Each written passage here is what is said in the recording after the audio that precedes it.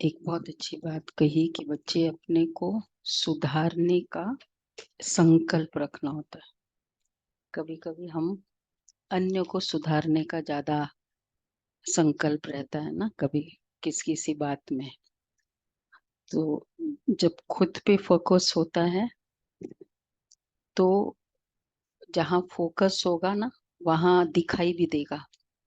जब फोकस नहीं होता है तो दिखाई नहीं देता है। दूसरे की क्यों दिखाई देता है? क्योंकि वहाँ फोकस है।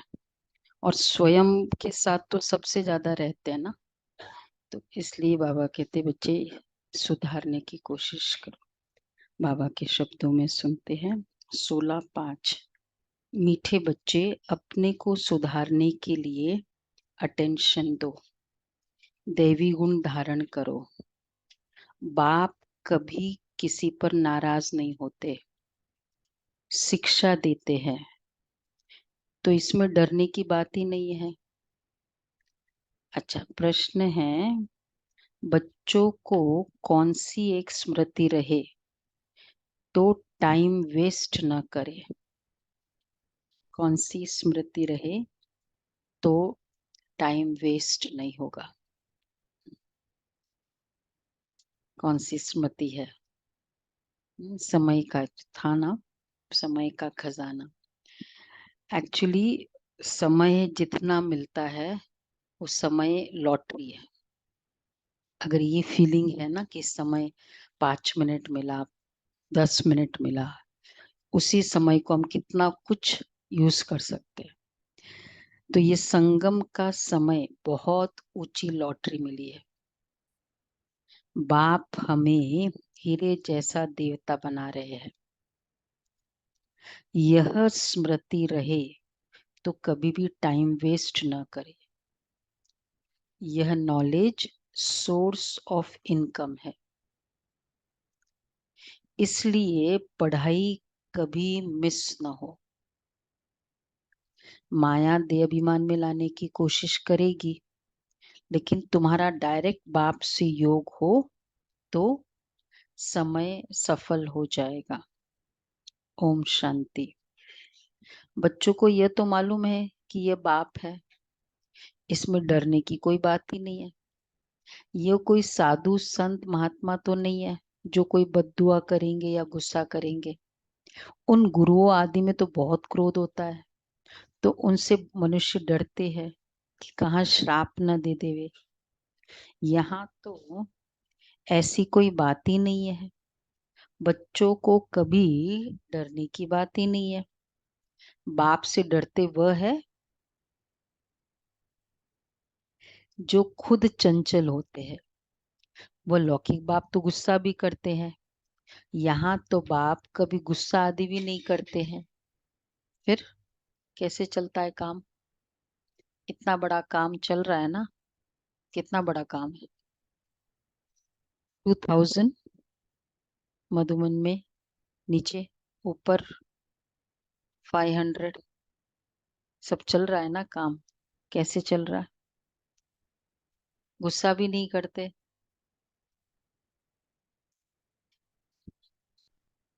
समझाते हैं। गलतियां तो होती है, कभी कभी ब्लंडर मिस्टेक्स भी होते हैं। सब अलग अलग संस्कारों का, घरों में एक ही पेरेंट के बच्चे तो भी प्रॉब्लम, तो भी संस्कार में कितना इश्यूज होते हैं। तो अलग अलग बैकग्राउंड, भाषा, कल्चर। अगर बाप को याद नहीं करेंगे तो विक्रम विनाश नहीं होंगे, अपना ही जन्म जन्मांतर के लिए नुकसान करेंगे। बाप तो समझा नहीं देते हैं, आगे के लिए सुधर जाए। बाकी ऐसे नहीं कि बाप नाराज होते हैं, बाप तो समझाते रहते हैं। बच्चे, अपने को सुधारने के लिए याद की यात्रा पर अटेंशन दो। साथ साथ चक्र को बुद्धि में रखो, दैवी गुण धारण करो। याद है मुख्य, बाकी सृष्टि चक्र की नॉलेज तो बहुत सिंपल है। वह है सोर्स ऑफ इनकम, परंतु उनके साथ दैवी गुण भी धारण करने हैं। इस समय है बिल्कुल आसुरी गुण, बिल्कुल आसुरी गुण। छोटे बच्चों में भी आसुरी गुण होते, लेकिन उन्हों को मारना, छोटे बच्चों को मारना बिल्कुल नहीं। मारने के लिए बाबा भी बहुत कंप्लीटली सख्त मना करते हैं। और ही मारने से क्या होता है, उसको ऐसे हाथ दिखाओ फिर वो भी थोड़े थोड़े दिनों में रोज रोज दिखाते जाओ ऐसे ऐसे, और आंख दिखाओ। एक किसने, कोई छोटा सा बच्चा था 3 साल का, वो माँ उसको बहुत मार, मतलब चंचल जैसे होते हैं, तो फिर खाता था, मार खाता था। एक दिन उसको और माँ ने मारा बहुत। फिर वो मारते मारते खाने की भी आदत पड़ गई, मारने वालों को भी आदत पड़ जाती। तो उसने कुछ और बड़ा इश्यू किया, उसने कुछ मतलब कोई नुकसान नुकसान, तो जोर से मारा, उसको आया गुस्सा। मतलब मारने का उसका स्टाइल होता था अलग, ले जाती थी एक कमरे में फिर तो उसको आया और गुस्सा। वो अपना बड़ा भाई तो और शांत था, उसको लेके गया अलग कमरे में, जोर जोर से मार कितनी देर तक मारता रहा उसको। हम्म, किसका वर्ष, किसका वर्षा है 100%। ये कोई अच्छे कर्म तो है थोड़ी जो नहीं सजा मिले। 100%। तभी तो वो बच्चे इतने जो बड़े होके केयर नहीं करते हैं, जवाब नहीं देते हैं, ये सब संस्कार कहाँ से आए, किया हुआ मिलता है। तो बाबा कहते हैं, बाप तो समझा नहीं देते हैं आगे के लिए सुधर जाए। बाकी ऐसे नहीं कि बाप नाराज होते हैं, बाप समझाते रहते हैं। हाँ, मारना बिल्कुल नहीं है, और ही सीखते हैं। वहां सतयुग में तो सीखना नहीं होता है। तो बाबा ने क्या याद अलाउ किया है, मारो तो नहीं, पता है ना क्या अलाउ किया है। रस्सी क्योंकि बांध दो। सतयुग में श्री कृष्ण को बांधा होगा, रस्सी बांधो। सतयुग में श्री कृष्ण को बांधा होगा, ओखली से बांधा है। नहीं बांधा। हम्म, बांधा। हाँ तो श्री कृष्ण को बांधा होगा, नहीं जरूरत ही नहीं। बाबा कहते हैं वहां तो, वहां श्री कृष्ण चंचल होगा कि नहीं श्री कृष्ण। हाँ, सुख देने वाली चंचलता, जो सुख दे। ऐसे थोड़ी कि शांत स्वरूप योगी आत्मा बैठेगी सारा सब। सुख तो देगा ना, बच्चों का चंचलता भी सुख दे, लेकिन सुख देने वाला। कई होते हैं ना, लिया चीज उठा के फेंका, मतलब चंचलता है लेकिन दुख देने वाली चंचलता, वो वाली नहीं होगी। उनको ज्ञान की दरकार ही नहीं। सॉरी। तो बाबा कहते हैं छोटे बच्चों में आसुरी गुण होते हैं, इसलिए उनको मारना बिल्कुल नहीं है।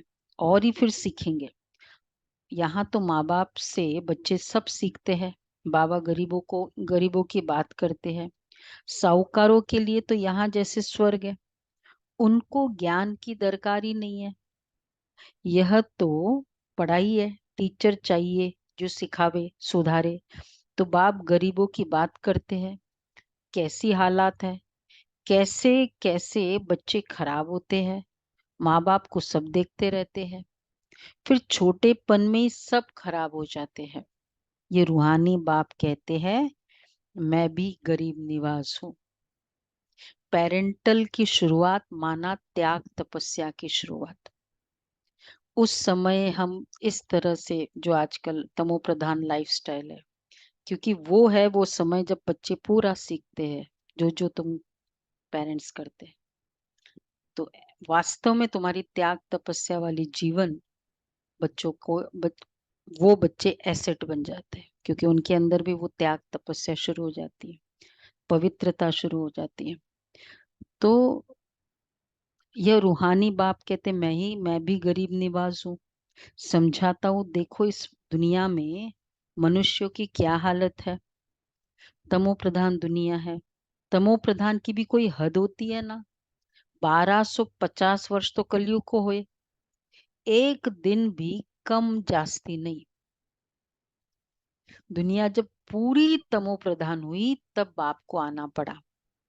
बाप कहते, मैं ड्रामा अनुसार बंधाईमान हूँ, मुझे आना ही पड़ता है।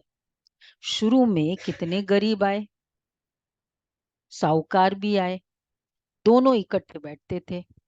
बड़े बड़े घर की बच्चियां भागी, कुछ भी नहीं ले आई। कितना हंगामा हो गया। थी ना क्वीन मदर, दीदी मनमोहिनी, सभी जानते हैं। अभी आने वाला है ना जुलाई में। और फिर उनकी सिस्टर शीलेंद्रा दादी, पूरे बॉम्बे की इंचार्ज थी वो। और उनकी मदर क्वीन मदर, जस्ट ये सब तीन जस्ट लोग हॉस्पिटल के ट्रस्टी, उससे कनेक्ट जस्ट लोग बॉम्बे का। तो वो तीन भागी। जब दीदी जबकि दीदी मनमोहिनी मैरिड थी, तो बताया था ना कैसे एक बार मारा और बाबा ने कहा बस अब तुमको आना है। तीनों आ गई। और उनकी ही सिस्टर देवी बहन, इसकी क्वीन मदर की, शायद उन्हीं के फैमिली के दूसरे भाई के। तो क्वीन मदर की देवरानी ऐसी कुछ है, देवी बहन, ब्रिज शांता दादी और एक और, 6 उस फैमिली से निकले। का समझ सकते हैं ना, एकदम रेप्यूटेड फैमिली, 6 की 6 इकट्ठे। तो बाबा कहते हैं बड़े बड़े घर की बच्चियां भागी, कुछ भी नहीं ले आई। कितना हंगामा हो गया। ड्रामा में जो होने का था वो हो गया। ख्याल भी नहीं था कि ऐसे होगा। बाबा खुद वंडर खाता था क्या हो रहा है। इनों की हिस्ट्री बड़ी वंडरफुल है। सारे मेजॉरिटी तो बड़े बड़े घर की बच्चियां थी सब। पुष्प शांता दादी, जापान में उन दिनों की बात है, बिजनेस था उनका। 6 बच्चे थे, 5 या 6, 5 थे। तो बाबा कहते हैं ख्याल, बाबा खुद वंडर खाता है। यह भी ड्रामा में नूंद है। बाबा ने सबको कह दिया। अब ऐसे वो तो उनको तो भागने की लगी थी, बस बाबा के पास जाए। बाबा ने फिर सबको कह दिया कि चिट्ठी लिखा कर ले आओ, हम ज्ञानामृत पीने जाते हैं। फिर उन्हों के हम ज्ञानामृत पीने और पिलावंती ओम मंडली में जाएंगे, जा रहे हैं। पीने और पिलावंती ये लिखा था। फिर उन्हों के पति लोग विलायत से आ गए। मतलब ड्रामा का कोइंसिडेंस कि वही फेज था जब मेजॉरिटी घर के जो मेल मेंबर्स थे वो विदेश गए हुए थे। सिंधी फैमिली थी तो बिजनेस कल्चर था, विदेश गए हुए थे। और ये 1 साल में, हाँ हाँ, और वो 1 साल के बाद आए तो पूरा ही घर में पूरा ही चेंज। ये तो फिर उन्हों के पति लोग विलायत से आ गए। फिर वह बोले विष दो, इम्प्योरिटी, उनकी पवित्रता को खंडन करना चाहा। यह कहे हमने ज्ञान अमृत पिया है, विष कैसे दे सकते हैं। इस पर इन्हों का एक गीत भी है, इसको कहते हैं चरित्र। शास्त्रों में फिर श्री कृष्ण के चरित्र लिख दिए हैं। श्री कृष्ण की तो बात हो न सके, यह तो सब ड्रामा में नोंद है। यही था ना वो मैंने बताया ना ये कौन थी, कला दादी, गुलाब भाई को अगर याद है, काफी पालना ली है, हमारे गोरेगांव सेंटर में होती थी। तो वो भी वन ऑफ दिस थी था, वो यज्ञ के समय की थी। और उनका तो फिर जब वो आए वापस, तो ऐसे ऐसे देखा। मैंने कई बार बताया कि दोनों हाथों को सोफे के पहियों के नीचे रख दिया और सास ससुर और पति सोफे पे बैठ गए, खाओ ये चीज। तो बाबा कहते हैं ये सब ड्रामा में नून था, नाटक में ये सब होता है। हंसी कुड़ी आदि आदि ये तो दोनों बाप कहते हैं, हमने तो कुछ भी नहीं किया। आज बाबा वंडर खा रहे हैं, ये सब हुआ कैसे। कुछ भी नहीं किया बाबा तो, ब्रह्मा बाबा तो लिखत में है। बाद में भी बाबा ने जो 2 बिल्डिंग बनाई, आप खुद अपने पूरी परिवार लौकिक परिवार में वो ओम निवास में रहते थे, बाकी सब बहनों को दूसरे फैमिली में। मतलब लोगों को ये भी नहीं लगे कि ये भगा कर लेके गए। तो तो बाबा कहते ये दोनों बाप कहते हमने तो कुछ भी नहीं किया। ऐसे कैसे, एक ने तो किया होगा। एक ने तो किया होगा ना। ये तो ड्रामा का खेल चल रहा है, छोटे छोटे बच्चे आ गए। जस्ट इमेजिन, आजकल स्पिरिचुअलिटी में एज के बाद आते हैं, और उन दिनों ये भी क्या ड्रामा में बहुत बड़ा अच्छाई था। मतलब फिर तो सभी बुजुर्ग, वो तो हमारे लिए कोई दादी बचती नहीं है फिर। आज हम दादी दादी का वो जो पीरियड था, वो पालना दादी की कहाँ मिलती थी। और प्लस फिर यज्ञ को चलाना है ना, स्टार्ट करना है, तो एजेड में कैसे चलेगा? उनमें शक्ति क्या है? यंग में हम बिजनेस शुरू करते हैं ना, कि नहीं भाई यंग है अभी कर लो। तो उनसे बाबा को यज्ञ चलाना था। अभी वो कितने बड़े बड़े हो गए, छोटे छोटे बच्चे आ गए। बच्चों के कितने वंडरफुल नाम संदेश पुत्रिया ले आई। सारे ये जो नाम है, एक बार आपको भेजा था ना व्हाट्सएप में, सबके नाम। फिर जो उनसे भाग गए उनका वह नाम तो है ही नहीं, फिर पुराना नाम शुरू हो गया। इसलिए ब्राह्मणों की माला होती नहीं। 350, 385 में से 100 बचे थे। पर फिर भी वो बाबा कहते हैं ना, बीज अविनाशी है। हृदय पुष्पा दादी कहती है कि जब मैं बेंगलोर सेवा पे शुरू किया था, तो फिर मैं जा रही थी, जब मम्मा का वो नहीं इंसिडेंट है कि मम्मा आने वाली है, तो घर देखने के लिए जा रही है। तो जब वो जा रही थी तो एक बहन ऊपर से देखा दादी को, बुलाया, अरे दादी के नाम से। तो वो बहन थी, वो साथ में होती थी यज्ञ में, भाग गई थी। उसने ऑफर किया। देखो, कहीं ना कहीं तो सेवा जो ली हुई है वो कैसे भी करके बाबा के मददगार बन सकते। उसके कारण एक एकोमोडेशन मिल गया था। तो बाबा नहीं, वो था, एकोमोडेशन नहीं था, उनको कहीं रहना था ना, तो उनके घर में फिर वो रहते थे। कुछ घर तो था नहीं, और वहां बाहर वो क्लास कराते थे। तो बाबा कहते हैं तुम्हारे पास फिर पुराना नाम शुरू हो गया, इसलिए जो भाग गए, इसलिए ब्राह्मणों की माला होती नहीं।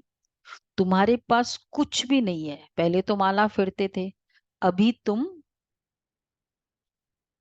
पहले माला फिरते थे, अभी तुम माला के दाने बनते हो। वहां भक्ति होती नहीं है। ये नॉलेज है समझने की, है भी सेकंड की बात, सेकंड की नॉलेज। फिर उनको कहते ज्ञान का सागर, सारा सागर शाही बनाओ, जंगल कलम बनाओ, तो भी पूरा हो न सके। फिर है भी सेकंड की बात, सेकंड की बात है, और फिर कहते कि इतना नॉलेज है। कितना नॉलेज है, कितने साल हो गए, जिसको भी जितने भी साल हो गए, रोज मुरली सुन रहे हैं, रोज अलग अलग लगता है। नंबर 10+ कितने हैं?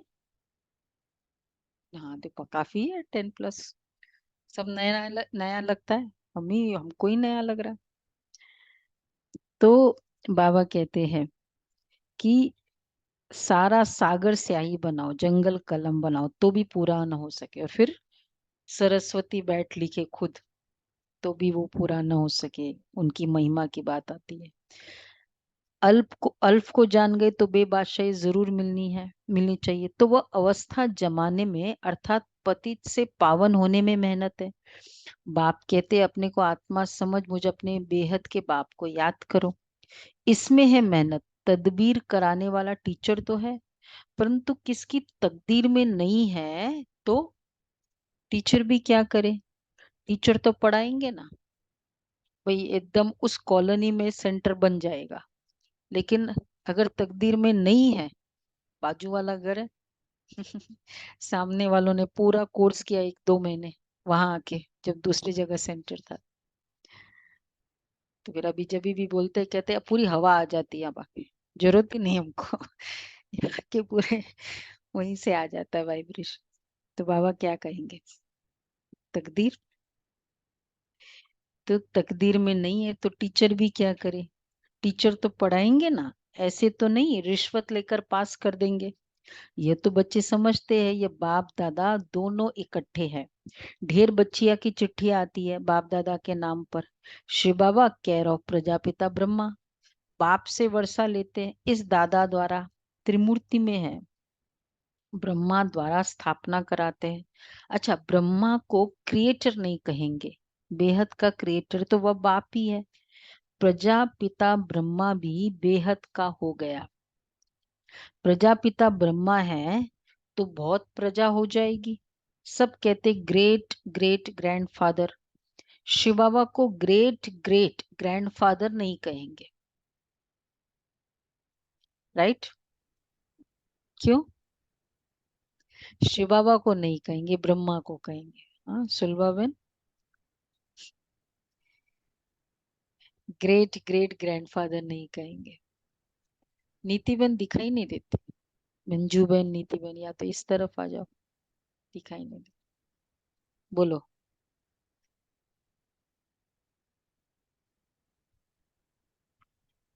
ब्रह्मा बाबा कल्प कल्प आते, यशु बाबा ब्रह्मा बाबा लेते हैं। तो बड़ा वो ग्रेट ग्रेट मतलब ग्रैंडफादर बड़ा, तो शिव बाबा बड़ा या ब्रह्मा बाबा बड़ा? फिर तो ग्रेट ग्रेट ग्रैंडफादर शिव बाबा को नहीं, ब्रह्मा बाबा को कहेंगे।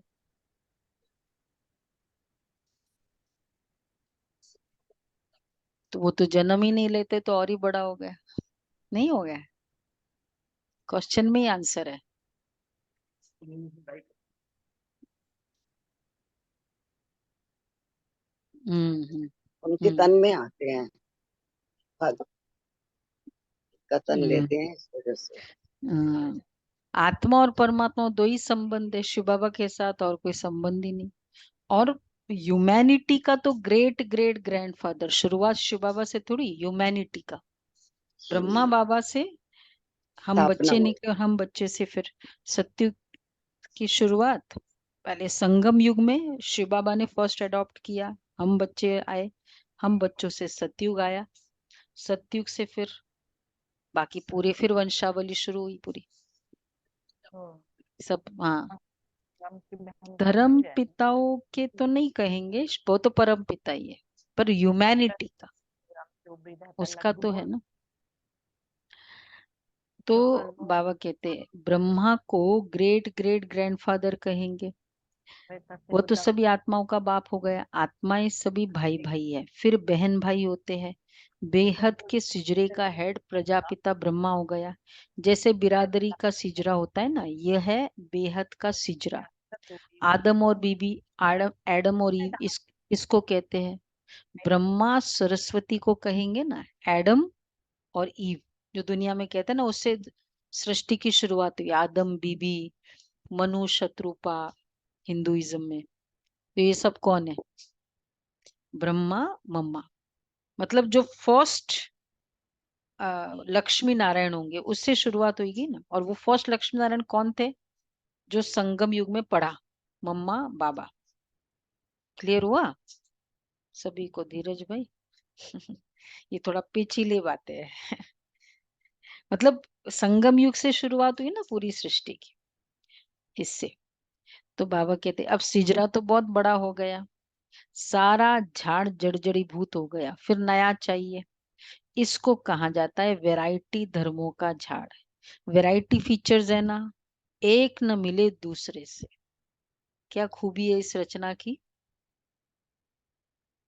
वो तो है। एक और खूबी, सबसे बड़ा वंडर नहीं रचना की, एक न मिले दूसरे से। हर कोई का 84 जन्म है, 84 जन्म के 84 फीचर्स है। और ऐसे 800 करोड़ आत्माएं जितने भी जिसके, एक बार भी एक जन्म का भी फीचर दूसरे से मिलता नहीं।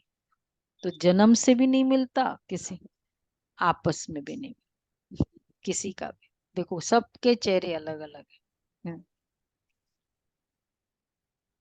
हाँ हाँ, बाकी हाँ फिर हर कलप में फिर वो तो रिकॉर्डिंग है, पर एक कलप में किसी का भी चेहरा वापस वैसा नहीं आए। कुदरत बोलेंगे ना, बाबा कहते वंडर है। वैरायटी फीचर्स है, एक न मिले दूसरे से। हर एक की एक्टिविटी का पार्ट एक न मिले दूसरे से। ये बहुत गुह्य बात है। क्यों वैरायटी है? हर एक का संकल्प का तरीका, सोचने का तरीका ऑलवेज अलग अलग है। है ना। हर एक की एक्टिविटी का पार्ट एक न मिले दूसरे से। छोटी बुद्धि वाले तो समझ ही न सके, बहुत मुश्किल है। हम आत्मा छोटी बिंदी है, परम पिता परमात्मा भी छोटी है, छोटी बिंदी है। यहाँ बाजू में आकर बैठते हैं। आत्मा कोई छोटी बड़ी नहीं होती है। बाप दादा दोनों का इकट्ठा पार्ट बड़ा वंडरफुल है। बाबा ने ये रथ बड़ा अनुभवी लिया है। बाबा खुद समझाते हैं कि ये भाग्यशाली रथ है। इस मकान अथवा रथ में आत्मा बैठी है। हम ऐसे बाप को किराए पर अपना मकान व रथ देवे तो क्या समझते हो? भाग्यशाली रथ है। तो इस बाप, हम ऐसे बाप को किराए पर अपना मकान देवे तो क्या समझते हो? ऐसे को किराए पे देना भी तो भाग्य है। कैसे को, किसको किराया देते हैं? भगवान को किराए पर रथ दिया और रेंट भी जोरदार मिला, नंबर 1। तो बाबा कहते हैं इसलिए इनको भाग्यशाली रथ कहा जाता है, जिसमें बाप बैठ तुम बच्चों को हीरे जैसा देवता बनाते हैं। रेंट वाले ना बड़ा चूज करते हैं, कितना कुछ देखना पड़ता है, फिर वो एक फिक्स करते हैं ना। बाबा भी जिसको फिक्स किया होगा, रेंटल पे तो देना है, तो फिर किसको फिक्स किया होगा, कितना उसके अकॉर्डिंग चाहिए होता है। हम भी कोई मकान देखते तो कितना देखते हैं ना, ये भी होना चाहिए, वो भी होना चाहिए, ये। तो बाबा ने भी ऐसा मकान देखा। तो जिसमें बाप बैठ तुम बच्चों को हीरे जैसा देवता बनाते। आगे थोड़ी समझते थे, बिल्कुल तुच्छ बुद्धि थे। अभी तुम समझते हो तो फिर अच्छी रीति पुरुषार्थ भी करना चाहिए। टाइम वेस्ट नहीं करना है। स्कूल में टाइम वेस्ट करने से नापास हो जाएंगे। बाप तुमको बहुत बड़ी लॉटरी देते हैं। कोई राजा के घर जन्म लेते हैं तो जैसे कि लॉटरी मिली ना, कंगाल है तो उनको लॉटरी थोड़ी कहेंगे। यह है सबसे ऊंची लॉटरी। किसमें? कौन सी लॉटरी? ईश्वरीय जन्म, भगवान के यहाँ जन्म मिला। यहाँ मुझे आने का संकल्प आया और फिर कंटिन्यू करने का संकल्प आया। बहुत बड़ी लॉटरी। यही टाइम 8 बजे तक का क्या करते थे अगर सेंटर पे नहीं आते तो? क्या करते थे सभी? सभी फरिश्ते बताओ। चाय पी 8 के बजे तक। चाय पीते रहते थे और पेपर पढ़ते रहते। देखो स्टैंडर्ड आंसर है ना। मनीष भाई क्या करते थे? नहीं तो 8 बजे चाय पीते और पेपर पढ़ते थे, और क्या करते।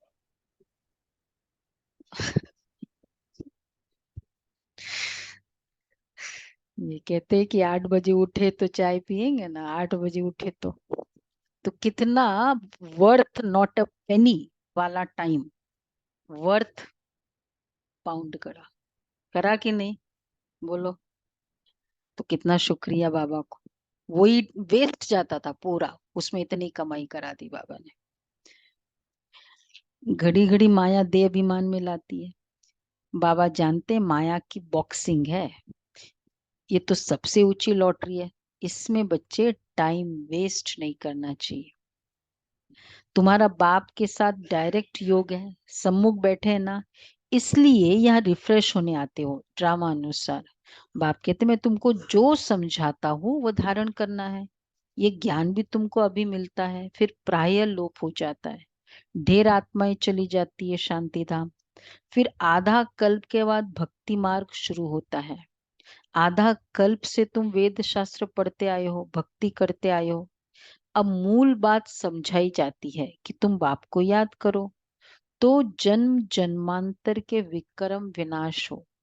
ये नॉलेज है सोर्स ऑफ इनकम। इससे तुम पद्मा पदम भाग्यशाली बनते हो, स्वर्ग के मालिक बनते हो। वहां तो सब सुख है। बाप याद दिलाते हैं, तुमको स्वर्ग में कितने अपार सुख दिए, कितना सुख दिया। बीच बीच में कभी बाबा याद आ जाता है, मतलब फील होता है तो याद आ ही जाता है ना, आखिर कितना भी चुप बैठो। हाँ भाई, कितना, हाँ, कितना सुख दिया था। तुम विश्व के मालिक थे, याद करो। फिर क्या किया, बोलो बोलो। सारा गवा दिया, बिल्कुल। अब एक वाइट ड्रेस बस। दो चार ड्रेसेस है तो कहाँ विश्व के मालिक थे, कितने ड्रेसेस थे हमारे।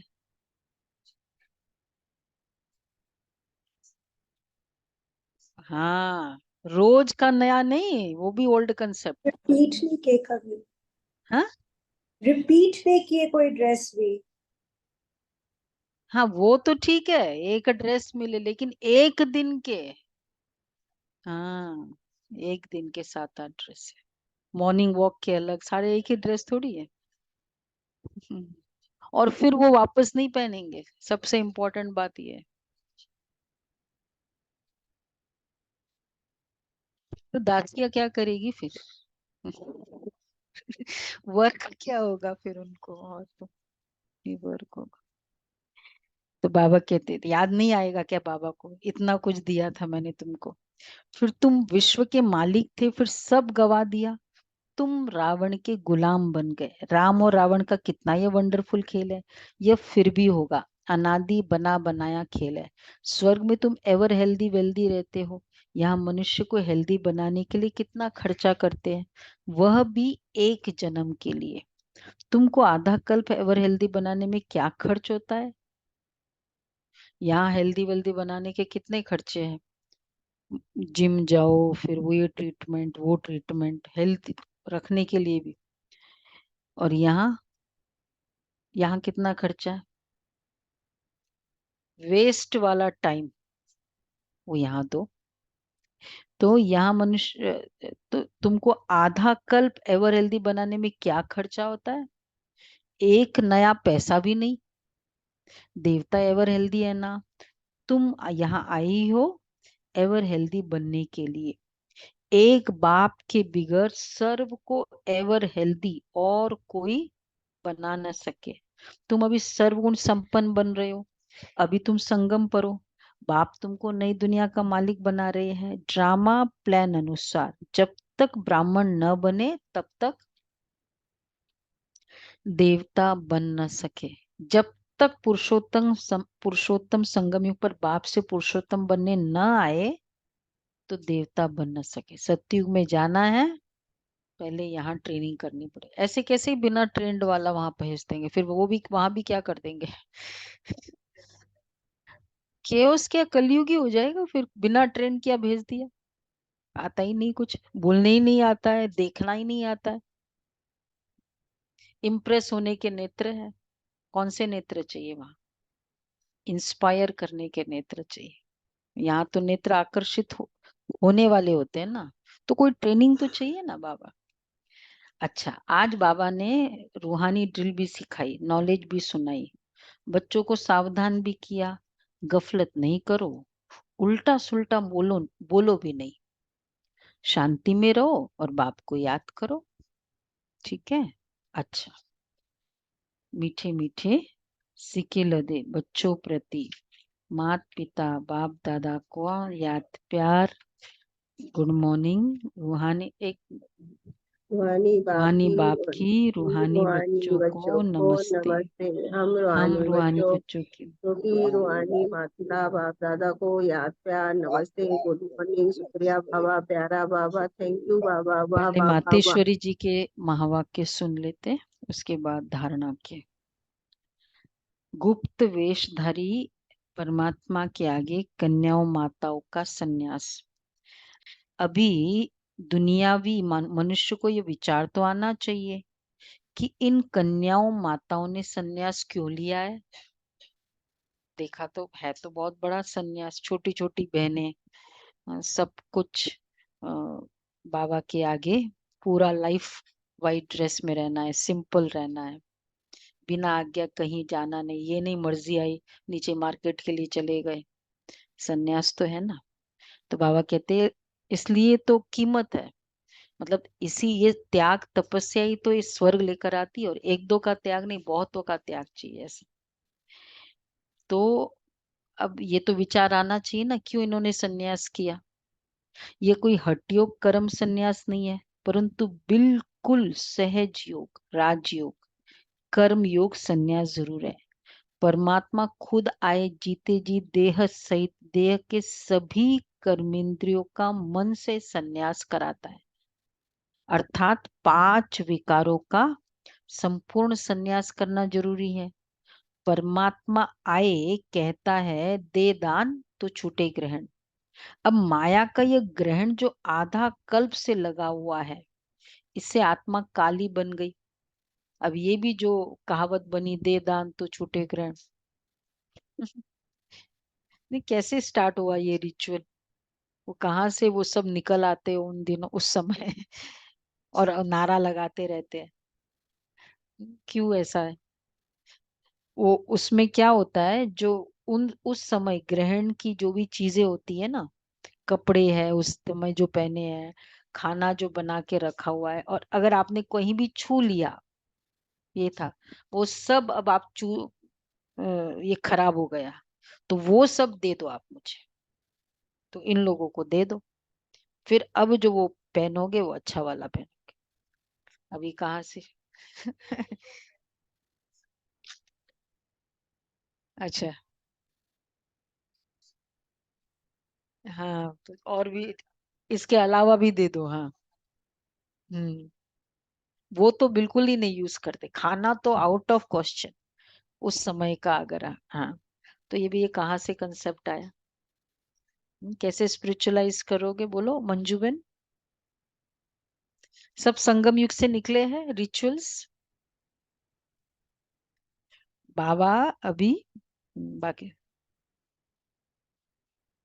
हाँ अभी ये ग्रहण लगा हुआ है ना, माया का ग्रहण, शिव बाबा और हमारे बीच में वो आ गया ना ग्रहण, राहु जो भी, तो उस समय हम जो भी कर्म किया विकार के वश, वो सब विकारों को दे रहे हैं बाबा को।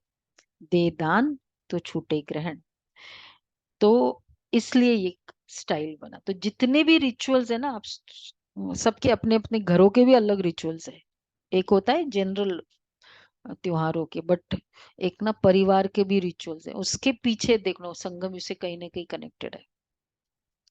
अब माया का ये ग्रहण जो आधा कल्प से लगा हुआ है, इससे आत्मा काली बन गई, उनको फिर से पवित्र बनाना है। देखो देवताओं की आत्माएं कितनी पवित्र और चमत्कारी है। जब सोल पवित्र है तो तन भी निरोगी पवित्र मिलता है। अब यह भी सन्यास तब हो सकता है जब पहले कुछ चीज मिलती है। गरीब का बालक साहूकार की गोद में जाता है तो जरूर कुछ देख गोद लेता है, परंतु साहूकार का बालक गरीब की गोद में जा नहीं सकता, ये लॉ नहीं है। अब ये भी लॉ यहाँ से शुरू हुआ, कैसे बोलो अनुपमा बेन, ये भी लॉ यहाँ से कैसे शुरू हुआ, बोलो सुनीता बेन। गरीब का साहूकार का बच्चा गरीब की गोद में कभी नहीं जाएगा, गरीब का बच्चा साहूकार की गोद में जाएगा।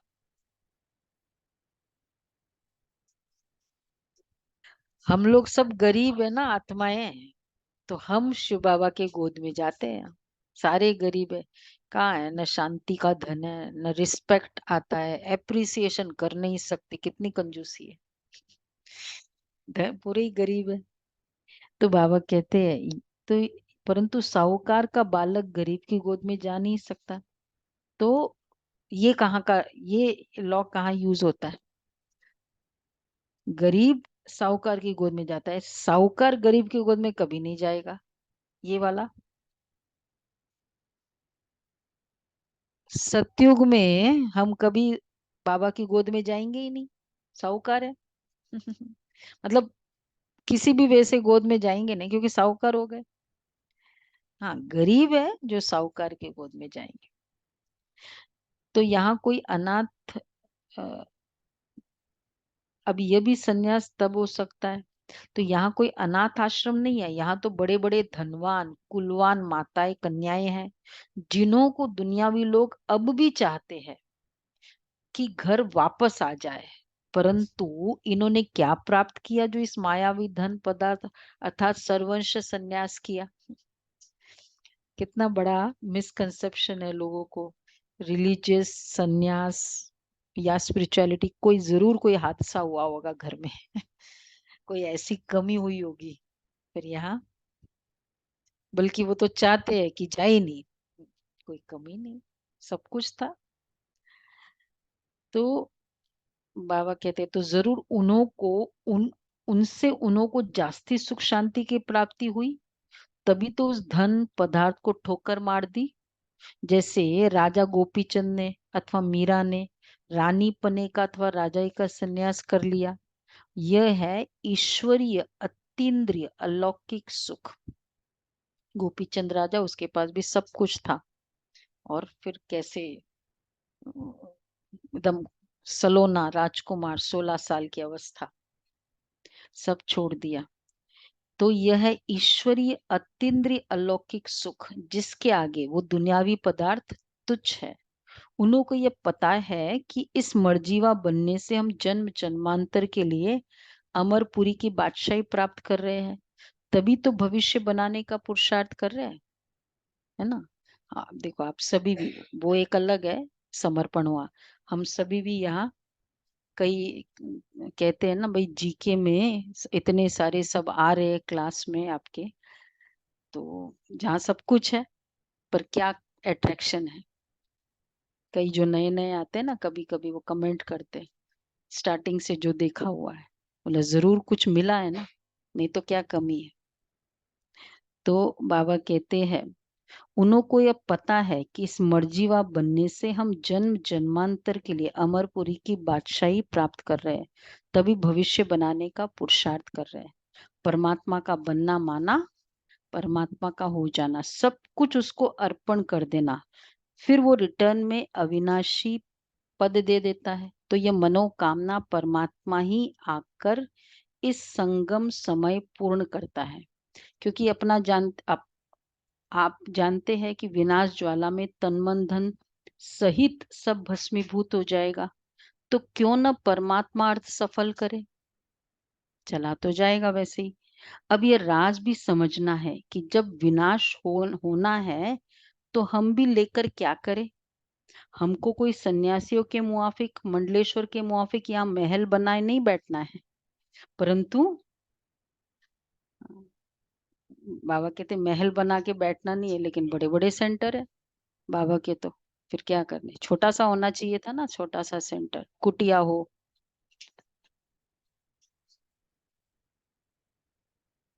हाँ। हम्म। सिंपल। बाबा कहते हैं लेकिन ये क्या करे कोई, बाबा को भी तो नहीं चाहिए, बहनों को भी नहीं चाहिए। अब ये राज समझना है, हमको कोई सन्यासी कोई मुआफिक यहाँ महल बनाए नहीं बैठना है, परंतु ईश्वर अर्थ बीज बोने से वहां भविष्य जन्म जन्मांतर इनका बन जाना है। इसलिए बीज ये सब बनते भी क्यों है, क्योंकि सबका बीज होएगा। सबका अकाउंट बाबा के घर में ओपन होना चाहिए, खाता खुलना चाहिए। परंतु बाबा कहते हैं तो वहां भविष्य जन्म जन्मांतर इनका बन जाना है। भगवान को भी तो रीजन चाहिए ना उसको देने के लिए, इसलिए तो वो सुदामा से खींच कर लिया, नहीं तो कैसे दे कैसे सकता था। यह है गुप्त राज। प्रभु तो दाता है, एक देवे सो पावे, परंतु इस ज्ञान में पहले सहन करना पड़ता है। जितना सहन करेंगे उतना अंत में प्रभाव निकलेगा। इसलिए अभी से लेकर पुरुषार्थ करो।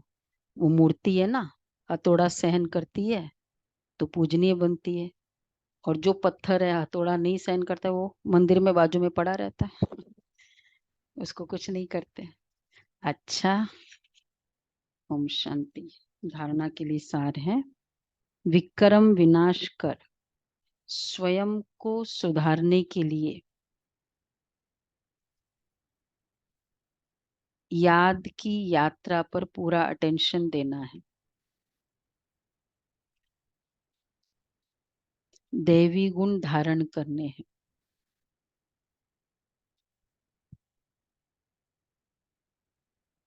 दूसरा है देवता बनने के लिए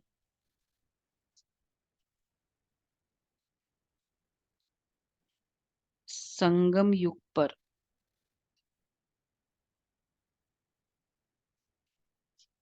पुरुषोत्तम बनने का पुरुषार्थ करना है।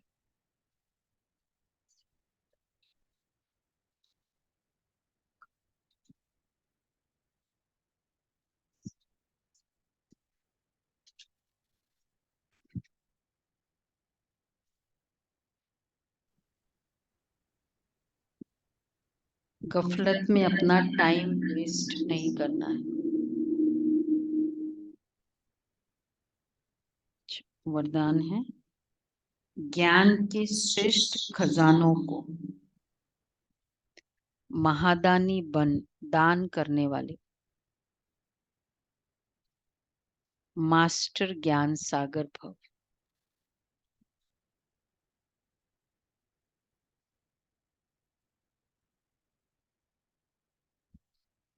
जैसे बाप ज्ञान का सागर है, ऐसे मास्टर ज्ञान सागर बन सदा औरों को ज्ञान दान देते रहो।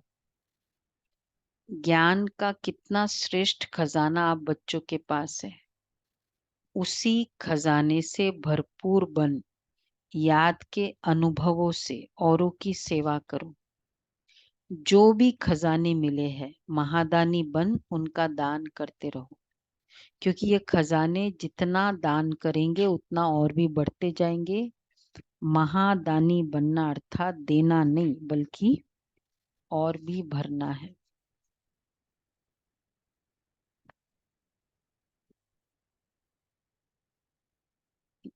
जैसे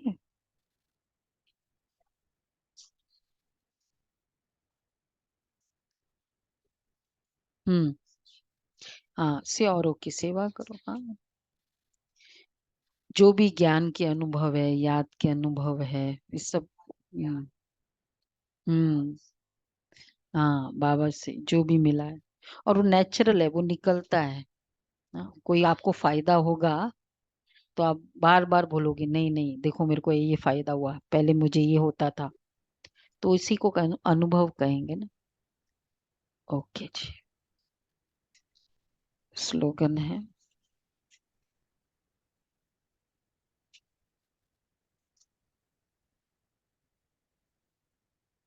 जीवन मुक्त के साथ देह से न्यारे विदेही बनना, यह है पुरुषार्थ की लास्ट स्टेज। जीवन मुक्त के साथ देह से न्यारे विदेही बनना, यह है पुरुषार्थ की लास्ट स्टेज। अच्छा, व्यक्ति इशारे 16 तारीख है। बीबी स्लोगन क्लियर नहीं हुआ। जीवन मुक्त के साथ देह से जीवन न्यारे मुक्त में बनना, विदेही जीवन बनना। मुक्त यहाँ पर तो कैसे? एक होता है जीवन मुक्ति, जो हम मतलब पूरे दिन में जीवन मुक्त, जीवन में रहते हुए ये जो सर कर्म करते हुए मुक्त अवस्था का अनुभव करते। और एक देह से न्यारे विदेही बनना, ये थोड़ा एक्सक्लूसिव कर्मों के बाहर बिना कर्म वाली स्थिति है जिसका पुरुषार्थ करना है, ये भी करना चाहिए। देह से न्यारे विदेही बनना, यह है पुरुषार्थ की लास्ट। ये कभी एक एक्सक्लूसिव 1 घंटा योग होगा ना, उसमें ये पुरुषार्थ बहुत अच्छा हो सकता। ऐसे लगेगा ही नहीं कि जैसे शरीर है, ये स्टेज हो। करेंगे भी। अच्छा, 16 तारीख है ना। खुशनसीब उसे कहा जाता है जिसके जीवन में मुख्य प्राप्ति श्रेष्ठ संबंध, श्रेष्ठ संपर्क, सच्चा स्नेह, सर्व प्रकार की संपत्ति और सफलता की हो। ये पांचों प्राप्तियां संबंध, संपर्क, स्नेह, संपत्ति और सफलता, फॉर्च्यूनेट, खुश नसीब है वो। श्रेष्ठ संबंध है, संपर्क है, स्नेह है और संपत्ति और सफलता है। ये पांचों प्राप्ति आप बच्चों का कोई है। आपका अविनाशी बाप के साथ संबंध और संपर्क है, सर्व संबंधों का स्नेह भी एक से प्राप्त है और अविनाशी संपत्ति से भी भरपूर है। सफलता आपका जन्म सिद्ध अधिकार है। तो इसी खुश नसीबी के नशे में रहो। है ना, ये सब फॉर्चुनेट है हम। संबंध भी एक से है, ऑलराउंडर है वो सारा। वो माँ का भी संबंध कर सकता है, पिता का भी। तो श्रेष्ठ संबंध, संपर्क, सच्चा स्नेह और संपत्ति। थोड़ा भी बहुत लगे उसको कहेंगे भरपूर संपत्ति, और गरीबी क्या कहेंगे? उल्टा, बहुत है क्या है, कुछ भी नहीं, ये गरीबी। ओके जी, चलो बाबा को। ओम तो हाँ, शांति। ओम शांति। तो आज